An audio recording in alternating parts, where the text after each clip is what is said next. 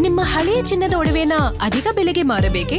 ಆಟಿಕಾಗೆ ಕಾಲ್ ಮಾಡಿ 8880 Attica gold company. Dharmendra ರಾಜೀನಾಮೆ ಕಾಂಗ್ರೆಸ್ ಗೆಲುವು ಅಂತಿದ್ದಾರೆ. ಪ್ರಧಾನ್ ಅವರು ಈ ದೇಶದ ವಿದ್ಯಾರ್ಥಿಗಳ ಧ್ವನಿಯಾಗಿದ್ರು. ಎಬಿವಿಪಿಯಿಂದ ಹೋರಾಟ ಮಾಡಿಕೊಂಡು ಬಂದವರು.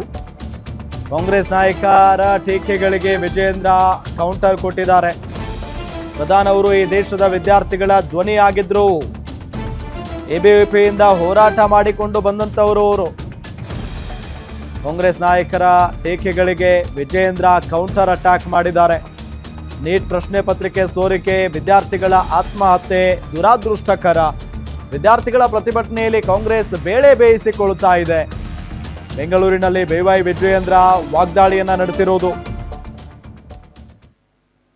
ಕೇಂದ್ರ ಸಚಿವರಾಗಿದ್ದಂತಹ ಧರ್ಮೇಂದ್ರ ಪ್ರಧಾನ್ ರವರು ನೀಟ್ ವಿಚಾರದಲ್ಲಿ ತಮ್ಮ ರಾಜೀನಾಮೆಯನ್ನು ಸಲ್ಲಿಸಿದ್ದಾರೆ. ದೃಶ್ಯ ಮಾಧ್ಯಮಗಳಲ್ಲಿ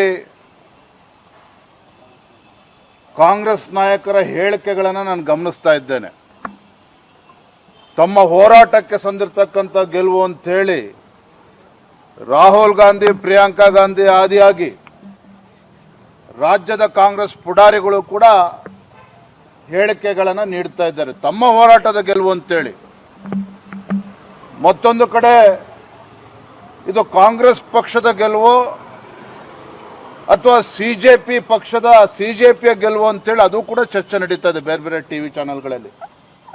ನಾನು ಹೇಳ್ತಾ ಇದ್ದೇನೆ, ಧರ್ಮೇಂದ್ರ ಪ್ರಧಾನ್ ರವರು ತಮ್ಮ ಜೀವನದುದ್ದಕ್ಕೂ ಸಹ ಈ ದೇಶದ ವಿದ್ಯಾರ್ಥಿಗಳ ಧ್ವನಿಯಾಗಿ ಅಖಿಲ ಭಾರತೀಯ ವಿದ್ಯಾರ್ಥಿ ಪರಿಷತ್ ಎಬಿವಿಪಿಯ ಮುಖೇನ ವಿದ್ಯಾರ್ಥಿಗಳ ಧ್ವನಿಯಾಗಿ ಹಲವಾರು ವರ್ಷಗಳಿಂದ ಹೋರಾಟವನ್ನು ಮಾಡ್ಕೊಂಡು ಬಂದಿರತಕ್ಕಂಥವ್ರು. ದುರಾದೃಷ್ಟ ಇವತ್ತು ನೀಟ್ ಪ್ರಶ್ನೆ ಪತ್ರಿಕೆ ಲೀಕ್ ಆಗಿರುವಂಥದ್ದು.